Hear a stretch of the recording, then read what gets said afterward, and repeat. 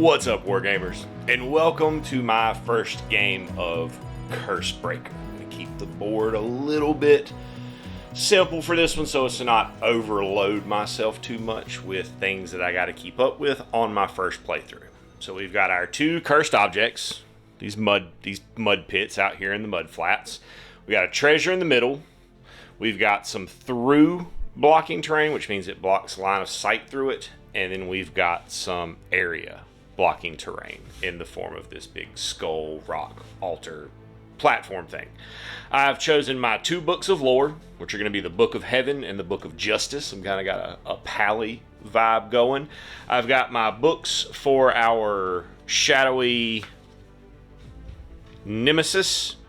They have the Book of Shadow as well as the Book of Mockery. And then we're going to get into the first step of the power phase, which is to roll some power dice and assign them to our lore books. So we'll start by rolling my power dice, starting with the Book of Justice. And then we just take those and we put them on the appropriate part of the card. For my Book of Heaven. Then we do for the Shade, the Book of Mockery. It's cocked. 5-3. And then their Book of Shadow. 6-5. That's a pretty good roll for them. Then we roll for the cursed objects. Each of them have 2 power dice. Okay. And then we're going to determine our initiative. Initiative is determined between myself and the shade that is pursuing me. It goes by whoever has the most power dice. Beyond that, the tiebreakers go to most 1s, most 2s, most 3s, etc. I have the most 2s with 3, so I will have the initiative. When I activate, I can move and cast 2 spells. However, the spells that I currently have access to are not particularly good for the current situation, so we'll move to the Shady Nemesis. So with your powers, 6s allow you to overpower a spell, and every spell has an OP that gives an added effect to it when you do that. That OP dice can come from any lore color. The Shade will always overpower the first spell it has the option to, and it will cast the highest level spells first. So what we'll be doing here is using this 6 to overpower our Slander from the Book of Mockery, which will one random active power die is changed to a shifting power die. So we have these are my active power dies. We're going to roll a d6, re-roll a 6, re-roll a 6, 1, 2. So this 2 will shift to a 1. And after that, the Shade doesn't have any spells that have valid targets. The one that I thought they would be able to do would be Dark Replica, which would be to target the nearest cursed object. But he always sits right behind my head. And I said at the beginning, this was through blocking terrain, which means that I can't see through it. I'll have to go around it at some point. So then that'll end him. It'll come back to me. I am bound. So the bind stops me from moving, and when that movement is skipped, the bind falls off. Then we go back to the Shade, who still has no valid targets. So I don't have any champions right now, so we skip the champion phase, and we go to the cursed phase. So when we look at the dice that we rolled for the cursed objects, those are D3s. A 1 is a shifting dice, which can be harvested. I haven't really talked about that. We're going to talk about it when we get to it. 3 is a summon, and then a 2, this should be a 1. Those are 1s. And a 2 is the spell that they cast. The spell that they cast here, I was right, that was a 2, not a shift. The spell that they cast here doesn't matter because they don't have line of sight because of the thick bushes around the mud pit. So that will bring us to the cleanse phase. So during the cleanse phase, we would reduce the terms and hate if we had any of those debuffs on the board. My shifting that I had here, that 1 that I had that I forgot to do anything with because the Shade turned it into a 1, that gets sucked into the cursed object. And then we would go to a new power phase. Let me Allow me to back up for a moment and do a quick retcon. I'm still going to lose that shifting dice, but I skipped the monster phase because I wasn't sure when it happened. But I found that it happens near the end of the curse phase. Now, we can't move through the bushes, so this one will move the most direct path possible to get to me, but they always move in a straight line. Not, however, getting themselves in a position to fight. Then we will go to the next phase. Our power dice have been selected, and I was mistaken earlier. It is the magician with the fewest power dice, not the one with the most, which we were still tied last turn, so it didn't matter. So we're going to start with my magician moving. My first spell, I'm going to use this shifting power dice to harvest one of the shifting power dice from that cursed object.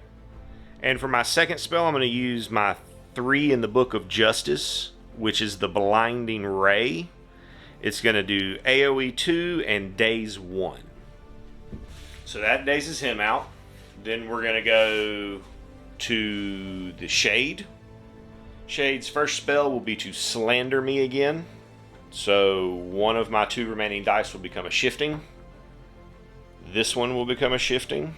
And it's not overpowered, so it doesn't bind me this time. His second ability will be a Malicious Being. Range 0, summon 2. Summon an additional being. Play then returns to me, where I will move.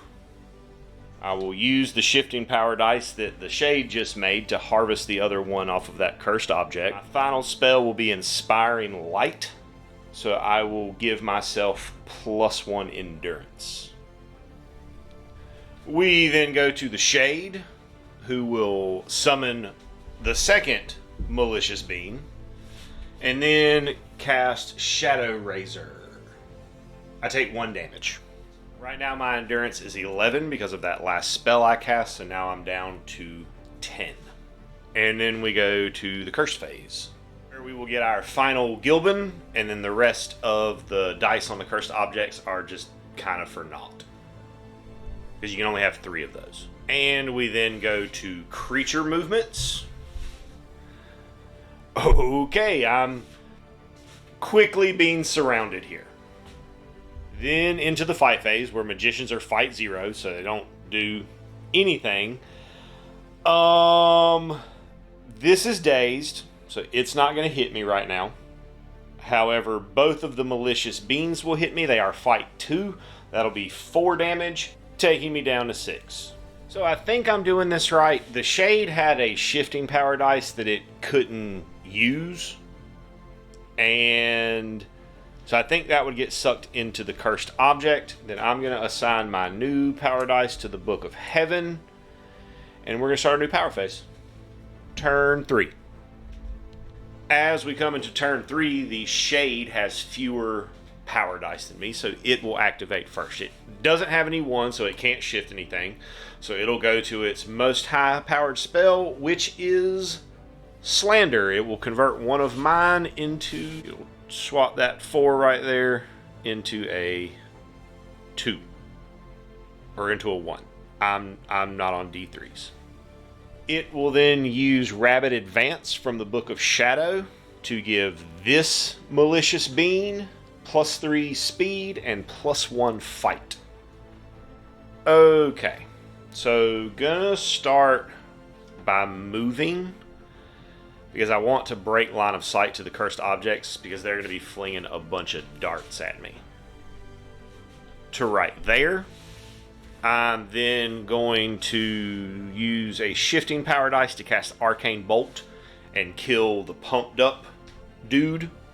I'm then going to overpower and cast Burden of Sin from the Book of Heaven, which is normally range 10, damage 2, daze 2. However, when I overpower it, it also gets AoE 2, which will then hit this whole cluster of mobs right here, which is enough to kill all 3 of these. We then go back to the Shade, who the only thing they can do is Shadow Razor, and they will do it twice. So I'm going to take 2 more damage there. then comes back to me.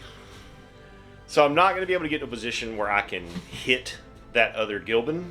So I'm going to use this shifting power dice so that I don't lose it. I'm going to Arcane Bolt the ground, because I'm allowed to do that. And then I'm going to cast Inspiring Light to give myself +1 endurance. Our cursed objects want to throw their darts, however they can't see me, and one of them will summon another Gilban, and then our fish people will move towards me, thus taking us to the next turn. Okay, Shade will go first. The first thing Shade will do is use their shifting power dice, their 1, to steal the one that I rolled, putting us back at even. And then it will cast Realm of Scorn. So this targets an object, which it can't see. The only thing it has is it has 2 overpowers, and it has Realm of Scorn. The Realm of Scorn requires line of sight, so it's not going to be able to cast that, because I think the only thing that it would be able to target would be either the cursed objects or the treasure. But it can't see any of those right now because of the bushes. So for mine, I'm going to overpower a Cleric of Heaven, which gives me a summon. And that can come down within 4 inches of me. The overpower makes it so that whenever it damages something, it dazes that something. Then I'm going to move, and I'm going to cast another Inspiring Light to boost my endurance up to 13.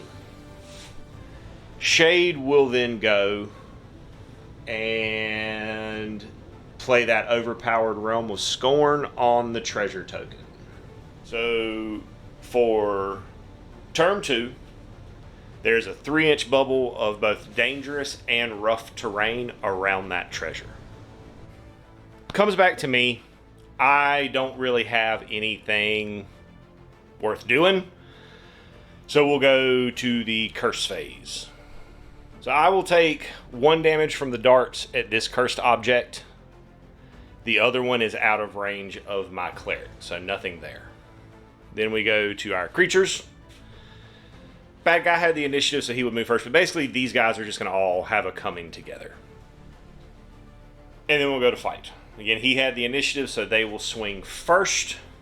First one, or one of them will swing first. First one will deal damage to my cleric. My cleric is then going to swing at the Gilban that has not swung yet, because it will daze him when he hits it, which means he won't get to swing at me. Our term on the AoE will tick down, and then we will go to turn 4. Into turn 4, the Shade will go first. We have the same number of power dice, same number of 2s. He has more 3s. So he's going to go with a Dark Replica, which will force this cursed object to spit out its summon. And then it will do a Mirror of Shame. No, that's not correct. It will do a Realm of Scorn on that cursed object. Alright, so I'm going to move. And I'm going to cast Face of God on myself, which will turn 2 of my active power die into shifting power die. It just says target magician, so I think that I can still target myself. We then come to the Shade, whose Mirror of Shame he can't cast because he doesn't have line of sight to my summon, and he wouldn't target friendlies.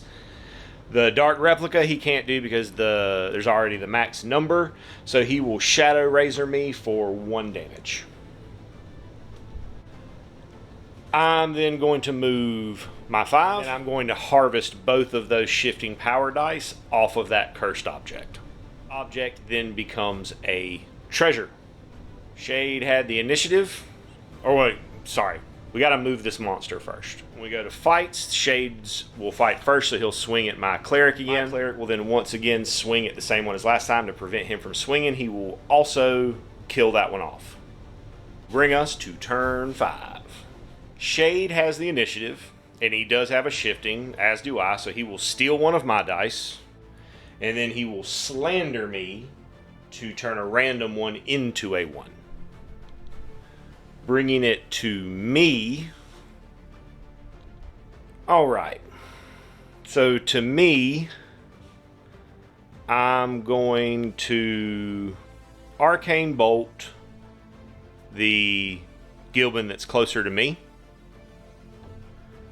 And then I'm going to overpower a Rebuke, which would be bind 2, but more importantly, the OP gives it damage +1, which will finish that guy off. We go back to the Shade, who will slander me again, and then he will call forth a Malicious Beam.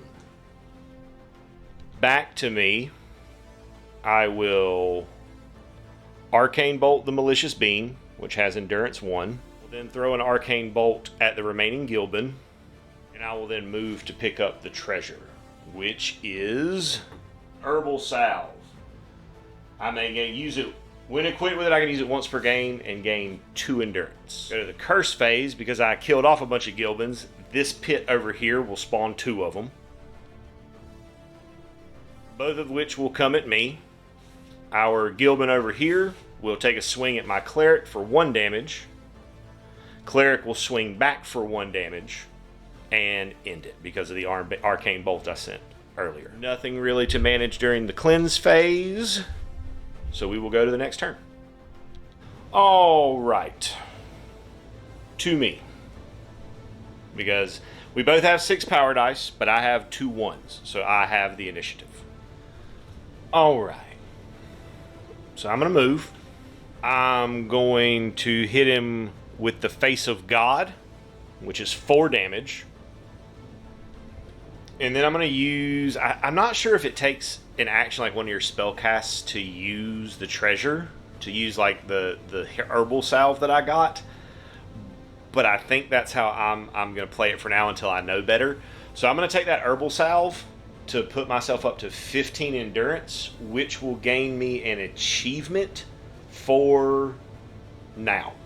It gains me the Indestructible achievement. Achievements are kind of how you progress and finish the campaign. They'll also give you extra power dice as you collect them. Every 3 of them you get, you start with an extra power dice. We'll then go to Shade, who will overpower a Malicious Beam, which gives him an extra one. And then he will slander me and turn one of my dice into a 1. Which is going to hurt, I think, in the long run. Comes back to me. Yep, for my second activation. I'm going to move. As I move along, I will come into contact with that treasure token. So let's see what it is. It's 4. That is a lucky shell, which allows me to re-roll 1 power die. So that was the first one. Oh no, I haven't done anything. I just moved. Okay, so then we're going to use one of these ones to harvest this. And we're going to use 1/1 to throw an Arcane Bolt at one of the beans. We then go back to the Shade, who will bring out a Malicious Beam because he now has room to do so. And then Shadow Razor. Moving into the curse phase, our object here will summon out its Deuter. The other one's dead, so nothing there. Monsters will move as such. With moving the monsters, it goes back and forth based on initiative. So I was able to move first with my Cleric, which pulled the bug, the Malicious Being, closer to it. Then the rest of them descended upon my Wizard. Cleric, I had the initiative, so Cleric will swing first. He'll kill that Malicious Being. These 3 will all deal their damage to me. Total of 4 damage to me. We then go to the curse phase, where the object will suck out the remaining 1 that I had left over, which will bring us to the close of the game. Now, it says the victor is the living mage with the most power dice. Right now, myself and the Shade are tied on power dice, so I'm not exactly sure how to handle that. So there's not a lot to the post game here. You just kind of roll through because your success or failure is based on the number of achievements that you're able to unlock. Right now, I've unlocked 1. And I've completed the Mud Flats. It is important to note that each location can only be attempted a single time. So I think I did most of it right. This was really enjoyable. It did take me a little bit to kind of get the swing of how it goes. I was a little kind of on the edge about the fact that there's no rolling dice for the combat. You just do the damage. But it really does streamline things a lot once you get a feel for it. These 6 turns went pretty fast for, one, the fact that I was filming, and 2, the fact that I was learning the game on the fly. That was enjoyable. I'm looking forward to the next one. I am going to trade the treasure that I still have, that lucky shell, to a champion to gain a scout contract. At which point our magician caravan will roll on to our next destination, which will be the Assassin's Lair. Thanks so much for tuning in and hanging out while I played through my first game of Cursebreaker today. Again, if I made mistakes, help me out in the comments. Let me know, but please be gentle. I am a delicate flower after all. I love you guys to death. Thank you so much for hanging out. I hope you have an absolutely amazing rest of your day.